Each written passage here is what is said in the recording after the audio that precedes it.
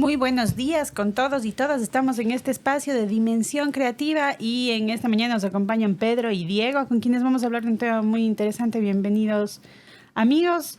Este es el espacio de la Facultad de Diseño, Arquitectura y Arte para poder conversar sobre las cosas que nos gustan.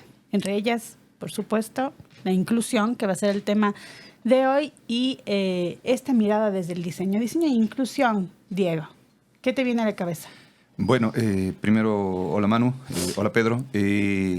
Para mí la inclusión es el eje que ha corrido por todo lo que es mi carrera, por todo lo que fue una coincidencia el haber llegado al diseño y a la inclusión los dos juntos, pero me ha marcado mucho. Creo que el entender el diseño desde el pensar en todos o en todes incluso, porque la inclusión es muy amplia, no solo se habla desde el punto de vista físico, sino habla de todos los puntos que da la exclusión, género, la edad temporal, un montón de cosas que hay alrededor de la inclusión o de pensar en diseñar para todos. Ha sido para mí, o ha marcado mi vida, ha sido súper importante entender el diseño desde esa nueva perspectiva que hoy nos da. Chévere, Pedrito, usted es arquitecto. Sí, ya ejerciendo unos años nomás, pero igual ya empezando en esto, lo que es igual. Qué chévere, ¿vuelves a la facultad a cuánto tiempo? A los casi 3 años ya. ¿Y qué dices? ¿La universidad es un espacio para la inclusión? Al inicio podría decirse que cuando yo estaba no era tanto para la inclusión, pero con los cambios que se han desarrollado en lo que yo estuve en mi último año y en sí lo que he visto ahora que estoy reconociendo a la universidad al regresar el tiempo, podría decirse que sí se ha adaptado bastante más en sí a lo que es la inclusión a las personas en distintos ámbitos de lo que se lo puede observar así a primera vista, lo que se puede ver. ¿Y tú cómo te encuentras con el tema de la inclusión? ¿Cuándo empiezas a reflexionar sobre este tema? Para ser sincero, fue un acercamiento bastante inusual, digamos, porque estuve en un momento en el que dije, tengo que hacer mi tesis, no sé qué tema tengo que hacer, y por suerte del destino, digamos, encontré en mí una figura que me acercó a este tema y me explicó un poco de las discapacidades, una fundación. Uh-huh. Entonces, a partir de buscar esta fundación, el diseño de mi tesis, encontré el tema en sí de las discapacidades, y a partir de ahí, desde mi tesis y en lo que he recorrido en sí la carrera ahora, ha sido bastante el énfasis en cómo diseñar para todos, en cómo hacer sentir cómodas a las personas en los lugares y que no se sientan alejados, desplazados de los lugares en los que se encuentran. Perfecto. Ahora, yo les pregunto algo. Tal vez este encuentro con la inclusión pasa siempre por una cuestión personal, por un encuentro de trabajo o incluso algo que está sucediendo en nuestra familia. ¿Qué dices, Diego? Yo no sé si pasa por ahí, más bien está siempre, ¿no? O sea, sino que tal vez estos momentos de enfrentarte a un trabajo que tiene que ver con ese tema te abre los ojos, que es diferente, porque de ahí, o sea, uno ya luego cuando abres los ojos empieza a ver que los temas de exclusión están absolutamente por todo lado y es muy preocupante, ¿no? Y hay muchas y todavía un montón de camino por andar.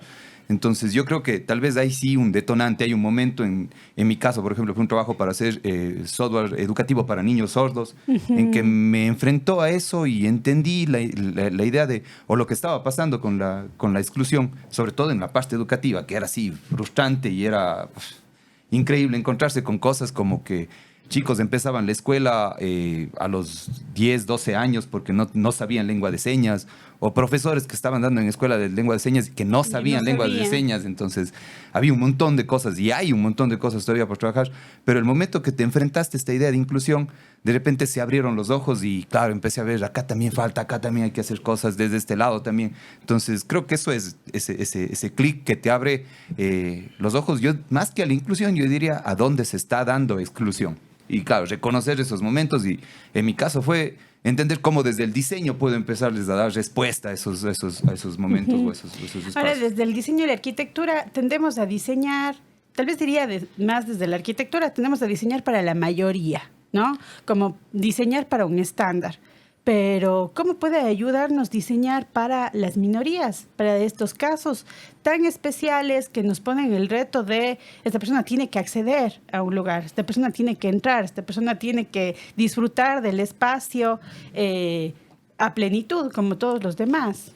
Bueno, desde ese punto de vista, cuando estaba investigando y estudiando este tema, me di cuenta bastante de que es algo que se ha desarrollado no solo aquí, digamos, sino a nivel mundial. Es ese error que se ha cometido generalmente de que ponemos esta norma de esta palabra que no debería existir, digamos, el ser normal.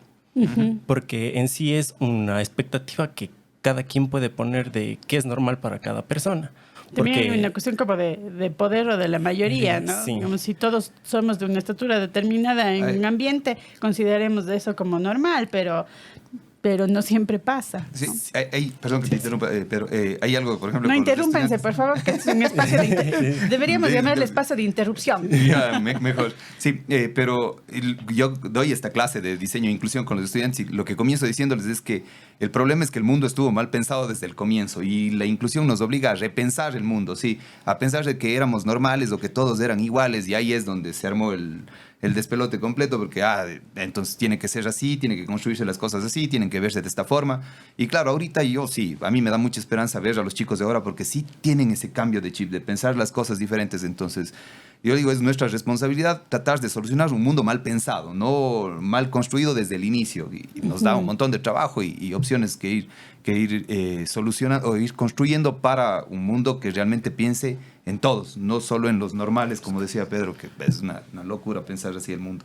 Entonces, esta posición de pensar en lo normal para ti no existe, Pedro. Sí, porque existe, o sea, la diversidad ya no solo se da a nivel físico, sino también mental. Entonces, la capacidad de que las personas tienen diferentes reacciones, diferentes interacciones con los espacios, entonces ya le crea a uno en sí esta imposibilidad de generar algo que sea perfecto. Entonces, siempre lo que se debería diseñar o lo que se debería buscar es un espacio que intente cumplir hacia todos y no buscar el diseño desde la parte de esto me funciona a mí, sino siempre buscar la perspectiva de, ¿cómo se podría decir?, de evitar la incomodidad a los demás.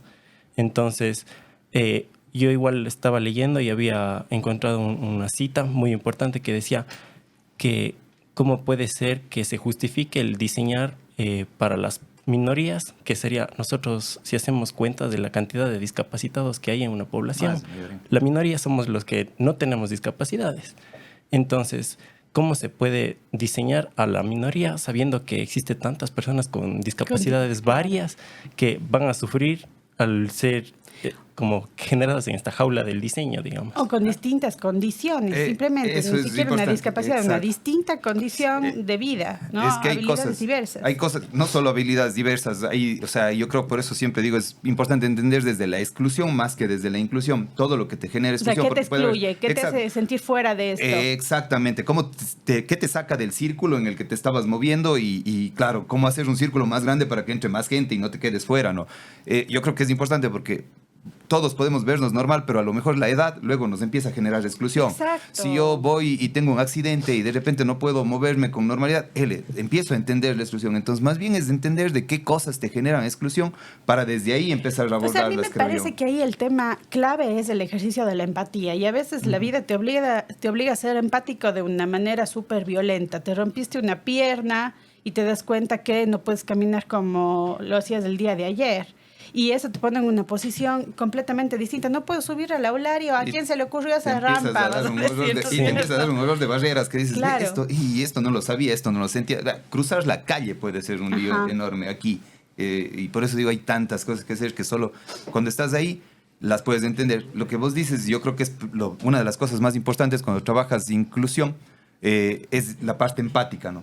Yo el primer trabajo que hice fue para personas sordas.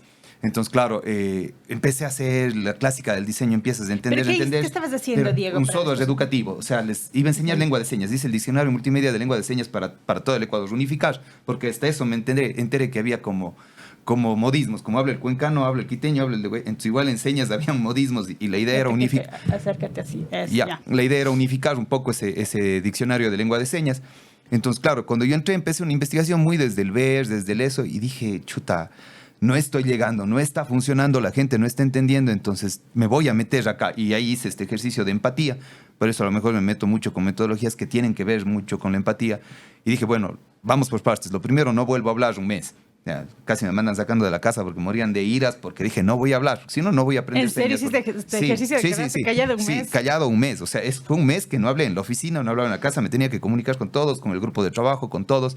Me involucré un montón con la gente sorda, más que de aquí, de Quito, porque era hacia allá la prefectura de Pichincha, era la que trabajaba, y entendí que van al cine y hay cine para sordos especializado, van a conciertos. Esa parte fue para mí así, en serio, ¿cómo conciertos? Son sordos. Sí, y trabajan mucho el bajo y estos sonidos porque para ellos es importante eso. Las vibraciones. Claro, un día de lluvia con truenos para ellos es el mejor día del año. O sea, dicen que es la manera de sentir el sonido y es como ellos los viven. Jugué fútbol, iba a jugar fútbol con ellos. O sea, realmente me involucré mucho. Es lindo porque te ponen hasta un nombre, ¿no? Al principio te deletrean tu nombre en señas, pero luego ya cuando entras al grupo te quedan viendo y te ponen una seña. Mi seña es así. Es como te hacen parte del grupo. Solo ahí dices, ahora sí me siento en capacidad de pensar y entender y diseñar para ellos. Y ni siquiera así, o sea, también reconocer claro. que hay unas dinámicas muy particulares de las personas, ¿no? Completas. Y tú, Pedro, ¿sobre qué trabajaste tu tesis? Mi tesis se basó en el rediseño de una fundación para niños con discapacidades, que lo que pasa, o sea, la directora de la fundación me comentaba que estos niños, por ejemplo, con discapacidades es súper complejo que vayan a escuela. ¿Y qué discapacidades tenían? Eran discapacidades varias, discapacidades físicas, discapacidades mentales. Entonces, pero cuéntanos sobre la fundación, va a ser importante que se sepa de ellos. Bueno, esta fundación se llama Fundación Mundo Nuevo. Ya. Esta fundación existe ya varios años y lo que busca esta fundación es como utilizar este tipo de terapia que es el arte, que les permite a las personas con discapacidad, en realidad a cualquiera le permite desestresarse, permite expresarse de diferentes maneras y en sí les permite dar un espacio para ser ellos, digamos, en ese sentido. Porque es algo que al momento de diseñar y descubrir esto, que las personas con discapacidades son muy propensas a lo que son problemas mentales y a la depresión. Uh-huh. Y yo decía, ¿por qué es tan fácil para ellos ir a la depresión? Y estudiando, dando las vueltas y viendo, es porque nosotros diseñamos espacios que no les permiten a ellos ser felices. Entonces, si a usted... O sea, ser plenos, digamos. Si a usted no le permite llegar a un lugar, si le hace el recorrido más complejo a ellos, no van a ir a ese lugar. O van a ir y les va a costar mucho y después la segunda vez ya no van a querer ir porque dicen, no, me toca ir a dar la vuelta, hacer todo esto para poder estar en este lugar unos minutos. Uh-huh. Entonces, estas personas empiezan a darse cuenta que el mundo no es para ellos. Entonces, de esta manera, yo dije, hay personas que sufren por ser ellas, digamos. Entonces, me di cuenta y dije, ¿cómo podemos diseñar estos espacios que a la final están haciendo sufrir a las personas?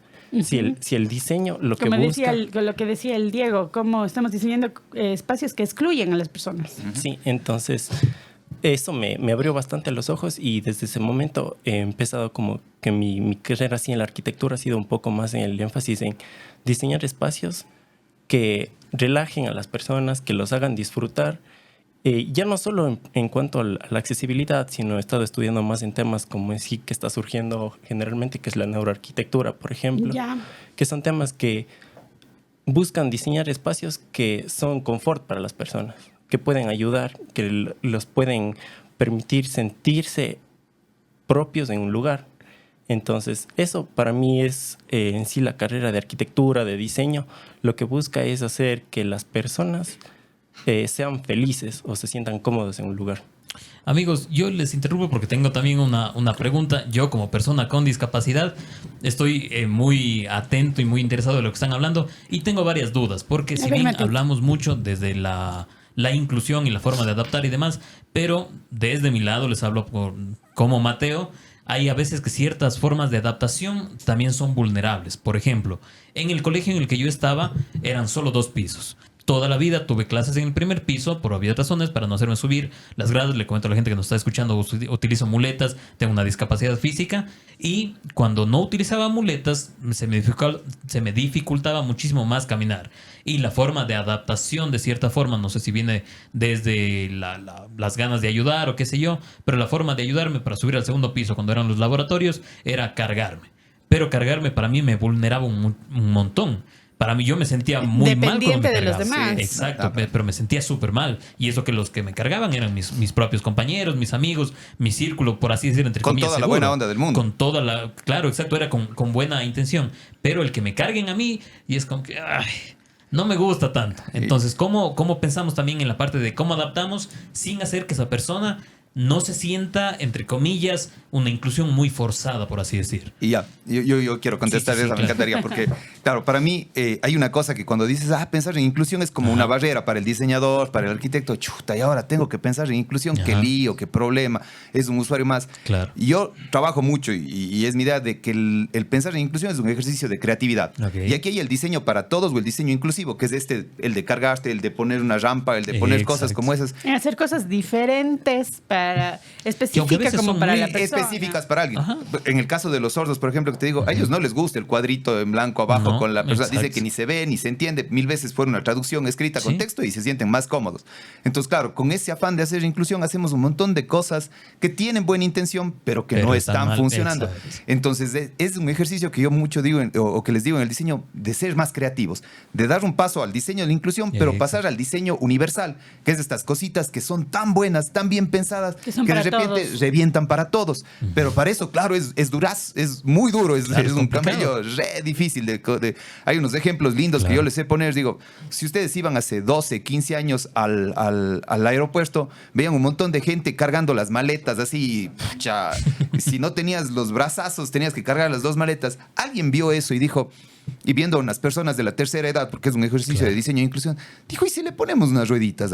Un ¿Qué carrito, pasaría? sí. Y le hacemos así que pueda empujar. Ese es algo que se pensó para la inclusión, pero que de repente si yo Termina si te siendo vas, para todos. si te vas al aeropuerto ahora ya no ves a nadie. Por ahí uno que otro viejo Es raro, old, claro. así cargado las maletas como uno, pero de ahí lo normal no es. Además o sea, es chic tener la maleta con claro, las esa es la nota de fashion, la Claro. de cuero viejita y eso, pero no es.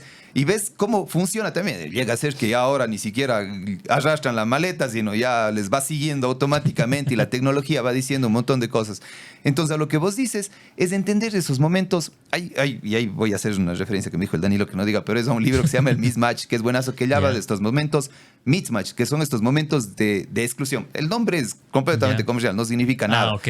Pero son esos momentos en donde la persona con discapacidad no se siente cómoda. Como vos dices, el momento que me cargaba. Exacto. Y entender ese momento para trabajar sobre esa situación, no sobre llegar al segundo piso, sino llegar al segundo piso bien, Claro. Exacto. tranquilo, y que todo No el haya resto pueda cambiado su usar lo estado de mismo. ánimo mientras eso está pasando. Y que todo el resto pueda usar la misma estructura, o sea, que sea igual que el resto. Claro. Eso es repensar el mundo. Todavía estamos, yo creo que empezando con los primeros pasos, dándole, pero Pero es parte de, ¿no? pero es Empezar parte, es- empezar desde el, Claro. el Pero comienzo, yo creo, que es lo amigos, bueno. que ahí el tema clave es poder darle autonomía a las personas en lo que está diciendo Mateo. Ok. Es decir, que todos tengan la posibilidad de llegar al segundo piso dependiendo sin depender de las depender, condiciones que tengan. Entonces, ese es el reto. ¿Cómo hago que una persona de la tercera edad se siente completamente autónoma de llegar sola al centro histórico sin manejar? ¿Cómo le garantizo eso? ¿Cómo le garantizo que tome el bus tranquilamente, que se sienta libre de entrar en un restaurante? Que puede entrar, usar la interfase del SRI sin tener que Exacto. pedir que le ayuden a medio mundo porque no pueden.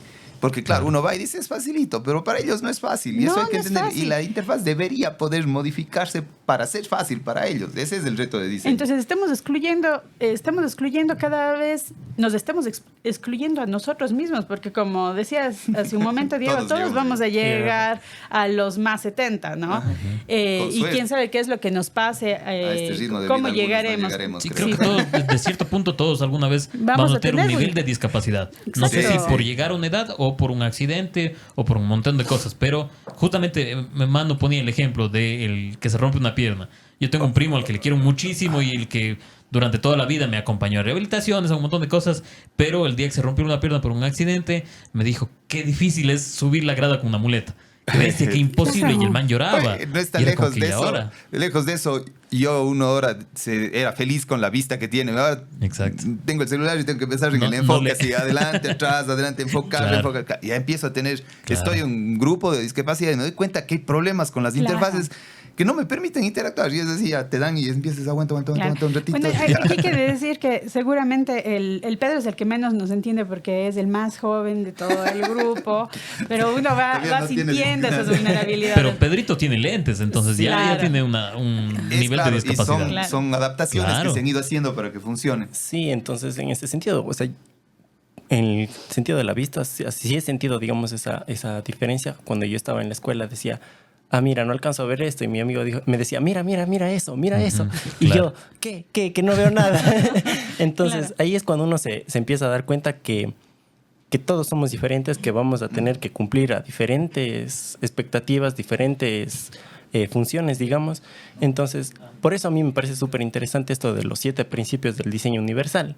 Entonces, ¿qué es esto de que no que nace desde la arquitectura? Desde la arquitectura. Sí. Entonces, por eso me parecía súper interesante lo que nos decían de que cómo llegar al segundo piso sin incomodar al usuario. Entonces, ahí es cuando uno empieza a pensar de ¿por qué tenemos que diseñar siempre de la manera más compleja? Porque se diseña, tenemos que cumplir con las escaleras y cumplamos en el menor espacio las escaleras. Entonces hacemos escaleras con unos peldaños tan pequeños que ni siquiera para las personas con las habilidades para subir las escaleras. Es todo un reto. Es todo un reto.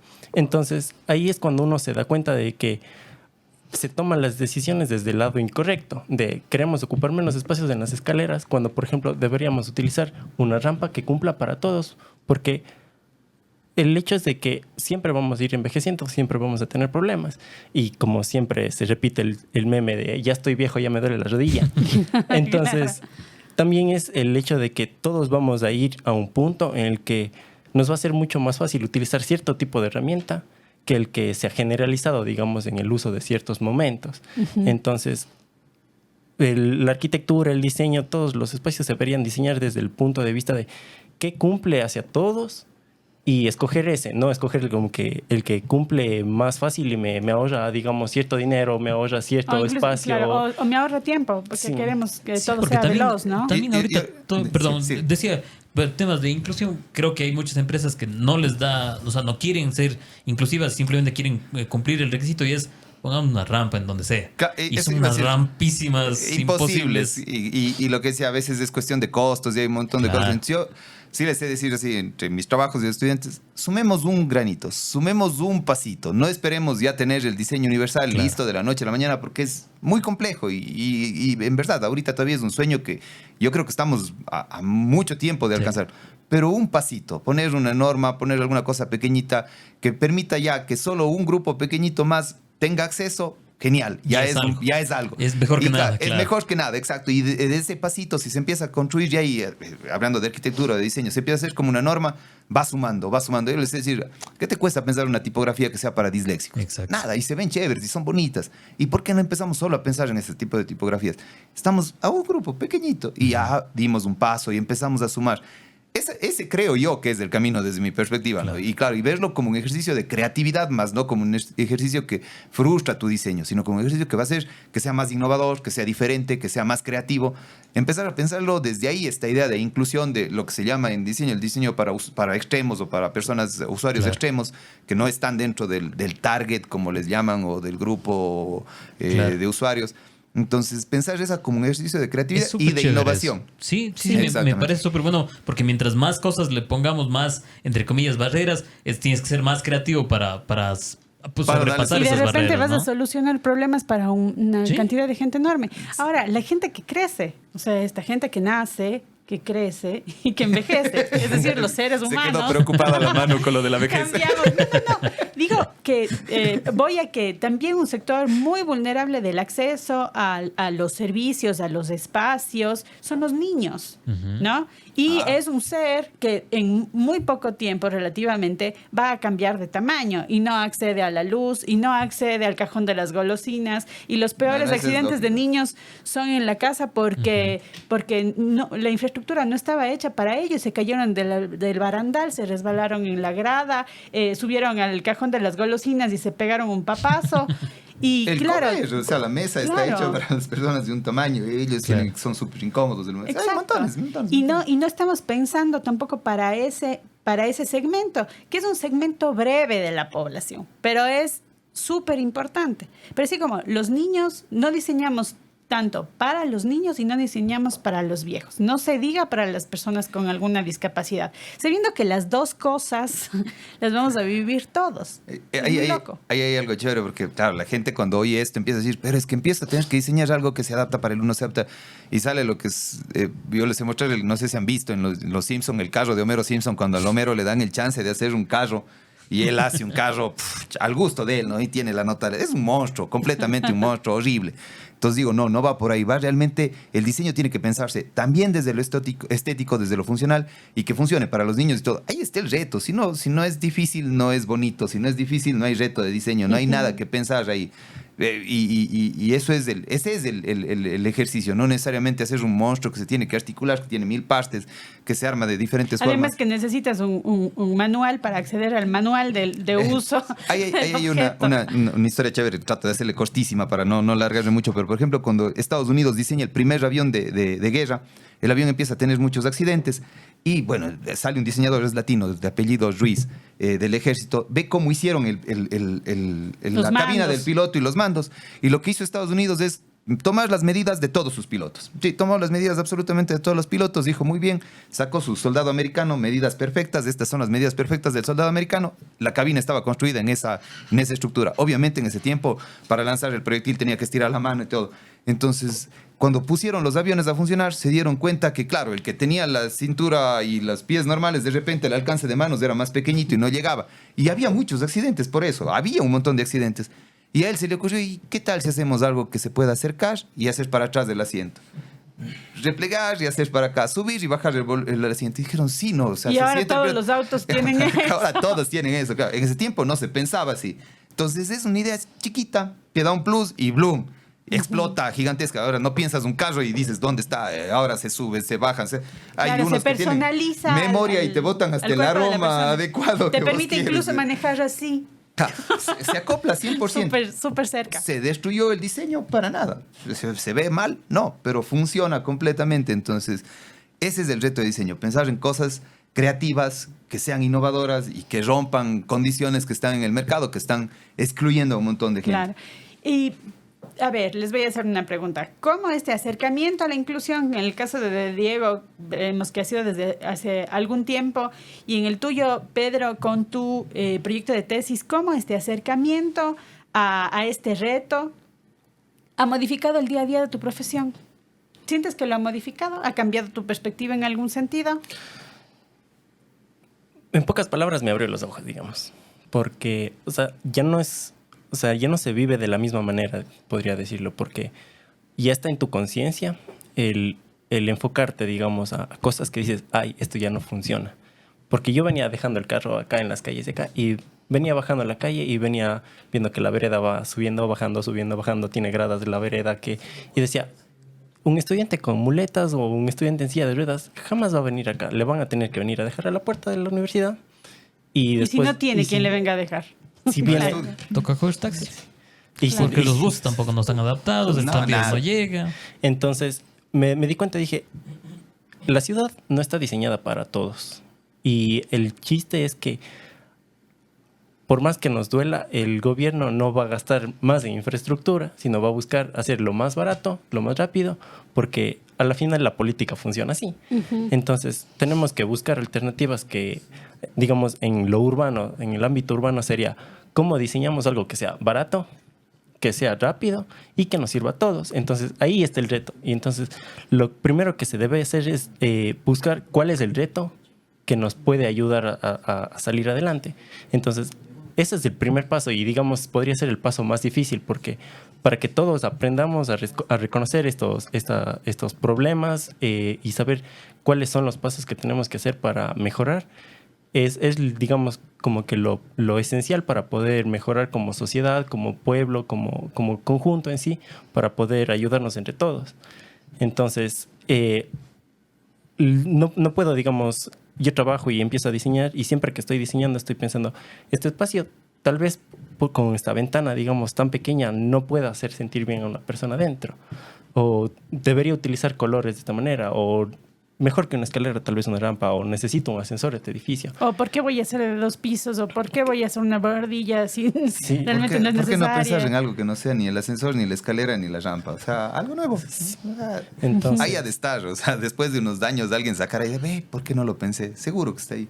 sí, entonces, en ese punto de vista es el empezar a educar a la gente, porque no es que a ti te va a salir la respuesta a ese problema, sino probablemente claro. en el conjunto va a haber alguien que tiene esa idea. Entonces, lo importante o es... que ha vivido algo. Entonces tienes que considerarle al usuario también un par en tu proyecto de diseño. Sí, en ese punto es algo esencial, porque para la arquitectura es el arquitecto, yo me voy, me siento, escribo, diseño, dibujo y ya está mi proyecto.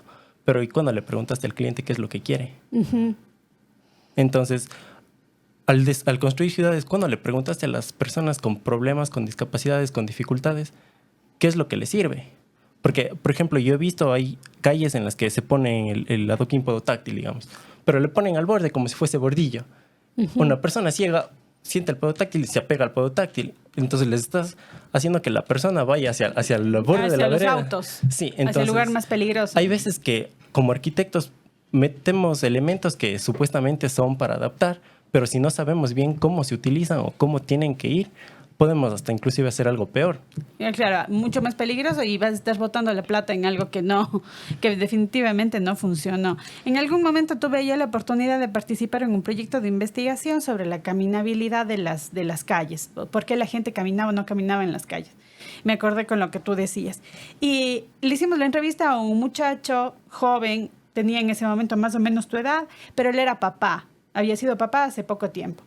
Y en el momento en el que fue papá y estaba con su bebé, con el carrito en la calle, se dio cuenta de que la calle era absolutamente agresiva para él con su bebé.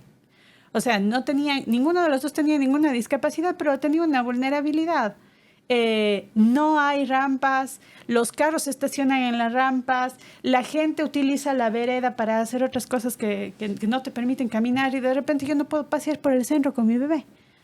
Entonces, es muy, muy loco porque, como dices, si es que no hablamos con las personas y nos quitamos del sombrerito de la sabiduría, ¿no es cierto?, de yo estudié esta cuestión, el otro vivió esa cuestión. Entonces, ¿cómo trabajar con eso, con el usuario? Ahora, ¿no? también yo quisiera dar como una especie de contexto también porque creo que es bueno entender también en la situación en la que vivimos. El tema de la discapacidad y la adaptación es algo relativamente nuevo. O sea, también antes simplemente no se pensaba en la adaptación porque pensaban que las personas con discapacidad o vivían poco o eran inservibles o demás. Entonces, ¿para qué pensar en adaptarles si no van a servir? Entonces, si bien pensamos en eso, la ciudad fue construida en ese entorno que estaba mal en ese esa entonces. Lógica, ¿no? En esa lógica, exacto. Y por ende ya se crearon mal las cosas. Entonces, si bien no podemos cambiar lo que ya está creado, ¿cómo hacemos para que lo que tenemos ahora, que ya estaba mal, cómo ahora lo adaptamos? Porque no podemos cambiar el pasado. Ahí tomando lo tuyo un poco, sí, es verdad. Por eso yo digo que es una responsabilidad histórica de cambiar el mundo. O sea, empezamos con una época en donde era lo de presidencia, donde el discapacitado realmente le votaban o le desechaban o le mataban. Y no es tan lejano. No es tan lejano. Luego, sigue, mano. No. Y luego viene un modelo médico que es de tratemos de adaptar, tratemos de hacerle cosas para que él se adapte a los normales, para que él se mueva hacia los normales.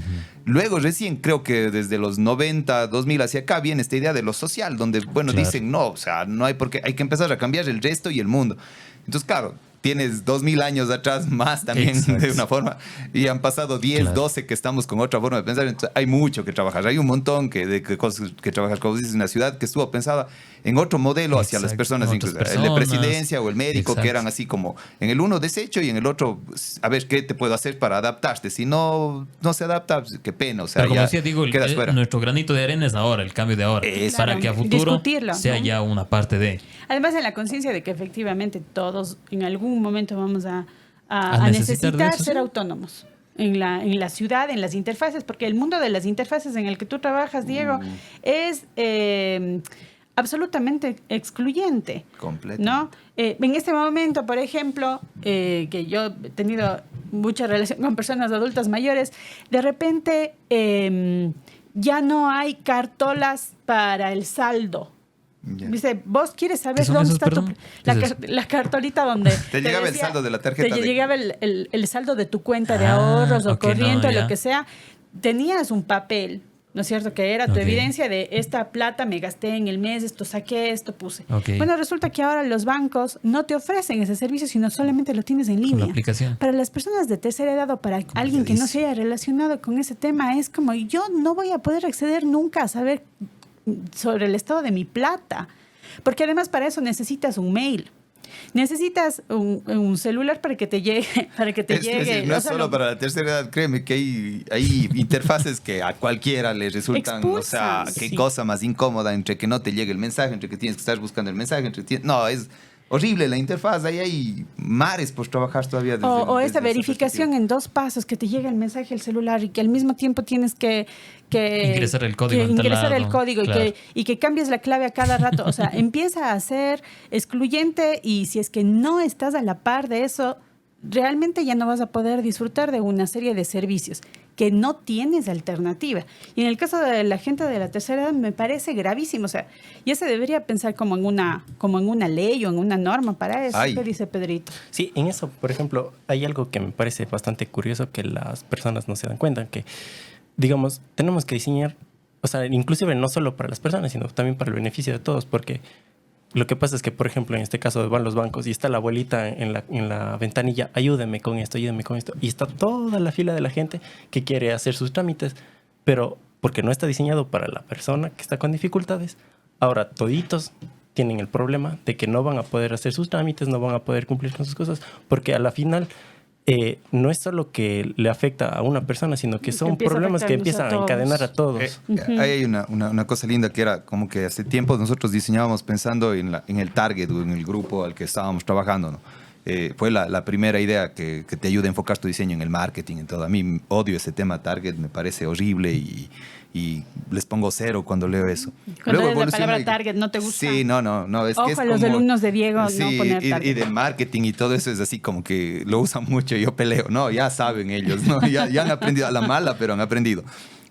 Luego vino esta idea de diseñar para las personas, que ya era mejor, ¿no? Era como pensar, o diseño centrado en el usuario, que es como que está de moda, pero luego te pones a pensar, la persona no es persona solo el momento que usa, o sea, depende incluso la situación en la que llego, es el momento que estoy usando algo. Ahora hay una corriente nueva linda que es el diseño centrado en la humanidad.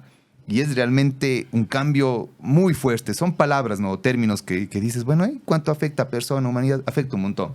El pensar el diseño desde la humanidad te involucra cosas de ecología, de pensar en el sistema, o sea, miles de cosas más que son muy interesantes. Veo que nos falta poco tiempo y sí quiero contar algo que para mí es importante cuando se habla desde el diseño y la inclusión. Y así como profesor que soy buen contador de historias, o cuento historias, o me gusta contar mucho desde las historias. Yo me fui con esto del diseño y la inclusión a un seminario en Palermo, que era este curso este taller de exposición era diseño e inclusión. Cuando llegué con lo mío de sordos, que era lo que iba a mostrar, de repente me di cuenta que estaba en un aula llena de personas de LGBTQI+, ¿sí? Y fue así como, híjole. Todos estaban hablando de inclusión Y ahora, desde ahí. claro, yo cuando me paré al frente yo les dije, siento vergüenza porque yo vengo desde acá. No creo que esto no sea inclusión, pero realmente nunca lo tuve en cuenta, nunca lo pensé o nunca estuvo en mi cabeza este grupo. Y hoy estoy aquí y me están abriendo la cabeza.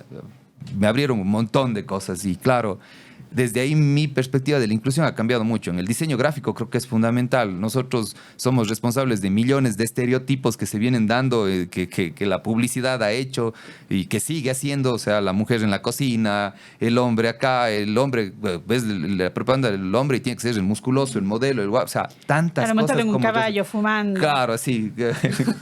Como el nuevo gobernador. Claro, ¿no viste que salió así Sí, el sí. caballo? Estaba de tendencia, todos vimos.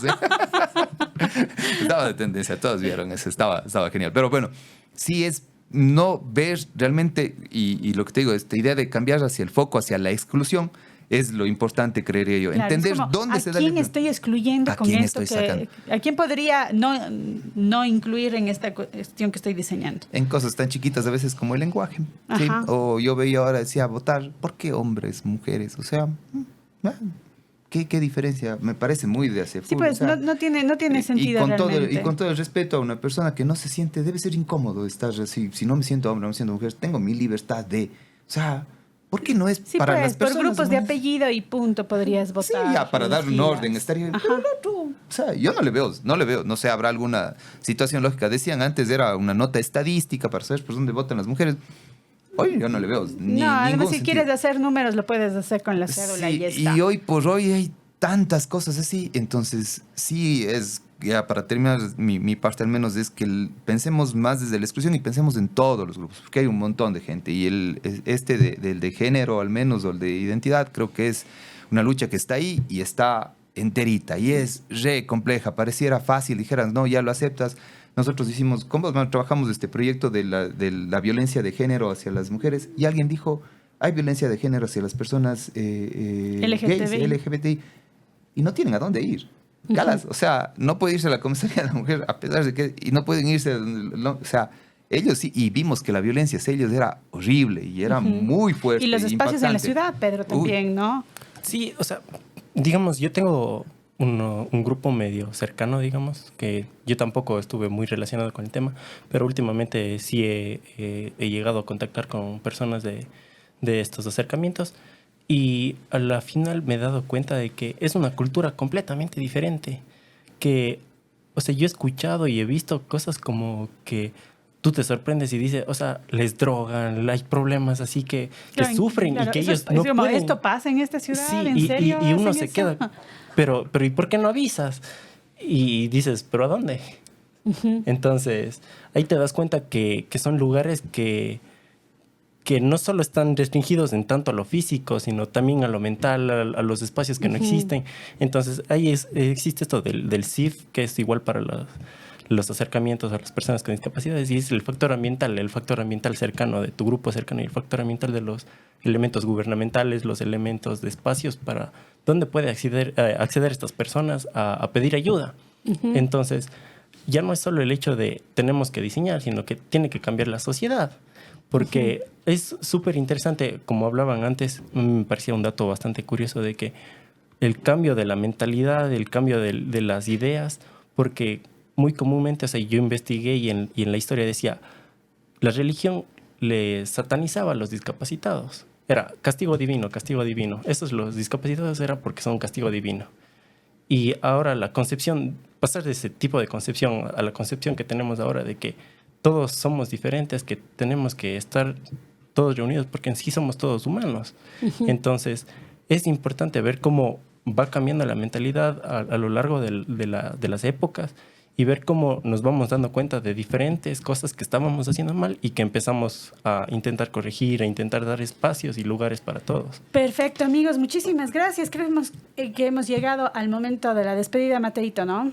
Sí, lamentablemente se nos terminó el tiempo, pero también es un tema que creo que quedan muchas cositas pendientes, entonces podemos después de retomar una segunda parte para seguir hablando de esto. Sí, me parece que vamos a tener que seguir hablando de esto. Les felicito, realmente me parece lindísimo el tema que hemos traído hoy, así es que nos felicito también con el Mateo y yo nos sentimos felicitados. Porque, sí, muy bien. Porque es necesario hablar de esto, es necesario tomar conciencia de que, como bien dices, Pedro, siempre hay algo que podemos hacerlo mejor. O sea, siempre vamos a poder mejorar el mundo. Ese es el punto de esperanza con el que terminamos en este... Claro, parte de la inclusión es quitar el tabú de la conversación también. Sí. Entonces, además, sigamos hablando de eso. Sigamos hablando de un montón de cosas. Bueno, muchas gracias, amigos. Esto ha sido Dimensión Creativa, el espacio de la Facultad de Diseño, Arquitectura y Arte y todas sus escuelitas. Nos vemos la próxima semana, amigos. Chau.